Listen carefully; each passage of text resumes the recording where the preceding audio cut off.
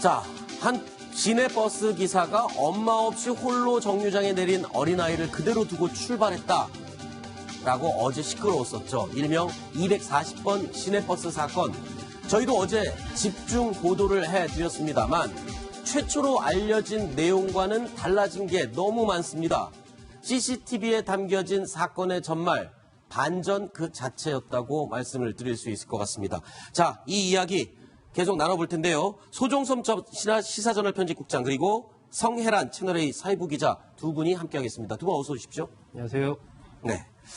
자, 사건이 알려진 직후에 운전기사 굉장히 인정도 없고 뭐 마치 악마처럼 묘사가 됐었어요. 첫 글에서 바로 이렇게 됐습니다. 바로 엄마가 내리려던 찰나 문이 닫혔고 울부짖으며 아기만 내리고 자신은 못 내렸다고 문을 열어달라고 요청을 했지만 자, 다음 이어서 보시죠. 아이 엄마가 울부짖었는데도 불구하고 기사가 그냥 쭉 계속 달렸다. 계속.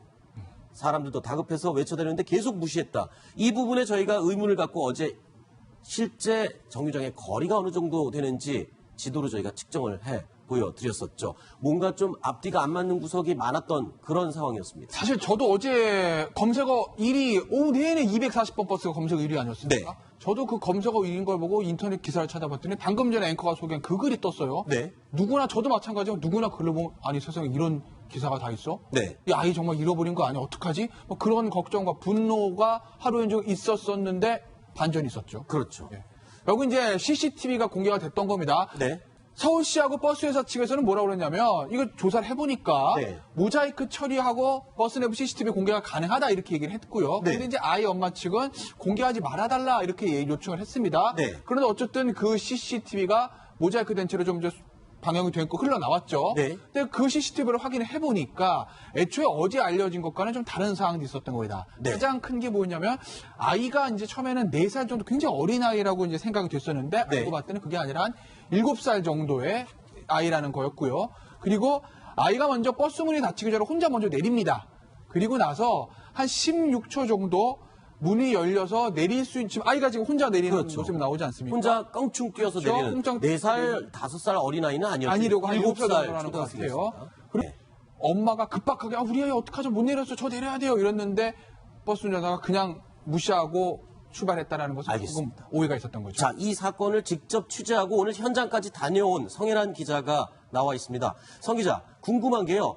버스 안에 있는 CCTV 내용도 확인을 해보셨죠? 보여드리진 못하지만 성 기자가 직접 보고 온 걸로 알고 있는데 그 안에 CCTV 내용 보면 특징이 뭐가 있었습니까? 뭐를 발견할 수 있었습니까? 버스 내부 CCTV를 네. 이제 직접 공개는 못하지만 저희 취재진이 확인을 했을 때는요, 좀 사실 내부가 상당히 좀 혼잡하고 아하. 가장 중요한 이 목소리가 없기 때문에 아하. 이 어머니가 언제 이 버스 기사와 또 승객들이 같이 요청을 했는지 뭐 이런 모습까지는 확인하기가 힘들었습니다. 하지만 약 10초 정도 이제 지난 후에 이제 아이 어머니가 이 버스 기사도 이걸 인지를 한 상황이었는데 아하. 사실 이 버스 차선을 보시면 또 아시겠지만 네. 이 도로가 왕복 8차선 편도 4차선 도로인데요. 네.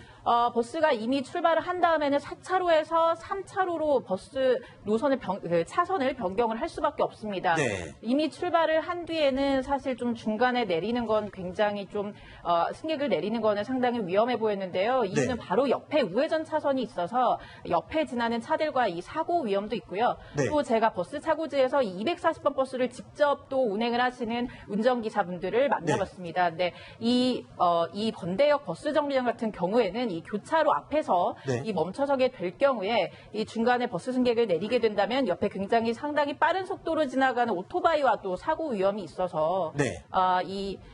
승객들을 중간에 내리는 건 상당히 사실적으로 불가능하다 이렇게 이야기를 했습니다. 그렇군요. 자, 지금 이 지도로 저희가 그림으로 설명을 드리고 있는데 자, 보실까요? 그러니까 16초 정도 정차를 하고 있었고 10m 정도를 지나가고 이때쯤 아마 아이가 없는 걸 인지하지 않았나 이런 생각이 들고요. 그 다음에 계속 쭉 가다 보면 자, 여기서 멈추겠습니다.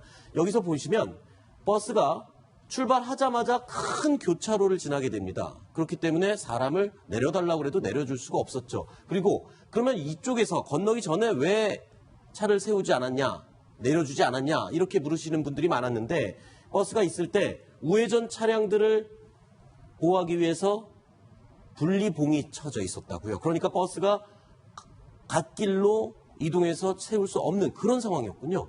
예, 네. 맞습니다.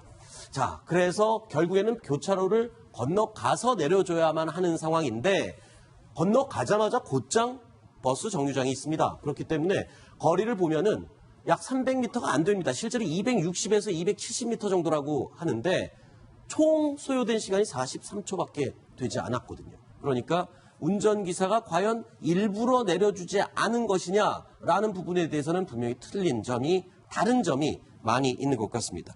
자, 그리고 버스기사가 내려주지 않았다라는 식의 일파만파 소문이 인터넷에 퍼졌었는데 실제로 이 봤을 때 내려주지 않은 게 아니라 내려줄 수 없는 상황이었던 게 아까 말씀하신 그 내용의 근거가 되는 거겠죠.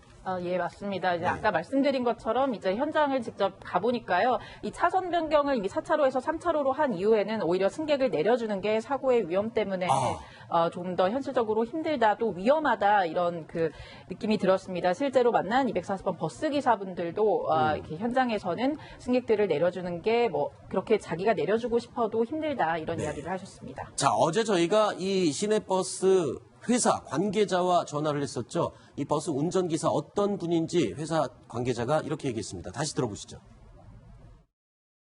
20년 넘게 여기 운전을 하신 분인데 그동안 민원 한 번 없었고 교통위반 딱지 한 번 안 끊은 사람이에요. 명예가 완전히 실추된 사람이에요.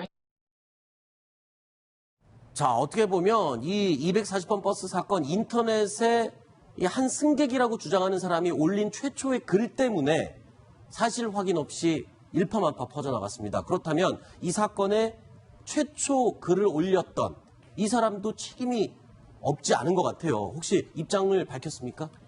예, 오늘 최초로 목격담을 올렸던 글쓴이가 좀 미안하다는 그 입장의 글을 올렸는데요. 네. 원본 글을 삭제하고 이제 본인 때문에 굉장히 일이 커진 것 같아서 가슴이 두근거리고 좀 정신이 없다. 네. 또 당시에는 이제 본인은 아이를 찾는 엄마의 절박한 상황만 보고 있어서 주변의 어떤 교통 상황이나 이런 재반 상황들을 파악하기는 힘든 상황이었다. 네. 이렇게 글을 남겼고요. 아이 엄마와 아이 또 버스 기사에게 미안하다는 의견을 표현을 했습니다. 자, 이 내용을 보면요.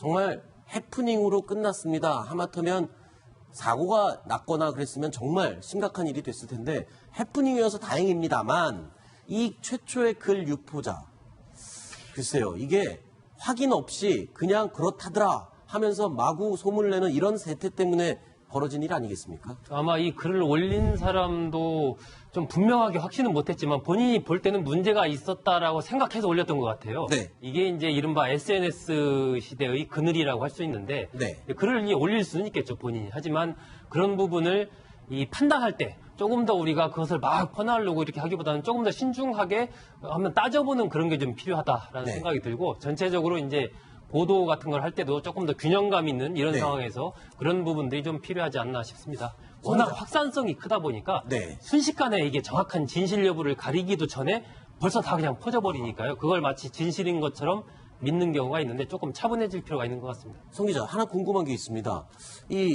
원래 이 아이 엄마와 아이가 내리려고 했던 정거장은 어디였는지 확인이 되고 있습니까?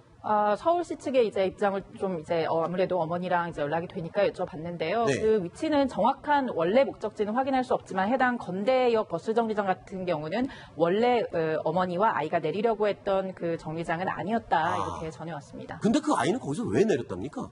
사실 그 부분도 어떻게 보면 저희가 이제 직접 당사자들과 연락이 닿지 않기 때문에 어디까지나 이제 네. 추측으로밖에 말씀을 못 드리는데요. 이제 앞에 또래 나이대 아이들이 내리니까 좀 따라 내린 부분이 아닐까 이런 조심스러운 좀 추측까지만 나오고 있습니다. 또 한 가지 궁금한 게 있습니다. 확인이 됐는지 모르겠지만 이 아이가 엄마하고 상관없이 혼자 내릴 때 이 엄마가 뭘 하고 있었는지 혹시 CCTV에 찍혔거나 뭐 이런 게 없습니까? 그러니까 다른 행동을 하느라고 아이가 내리는 것도 모르고 있었거나 이런 상황이 아니었는지.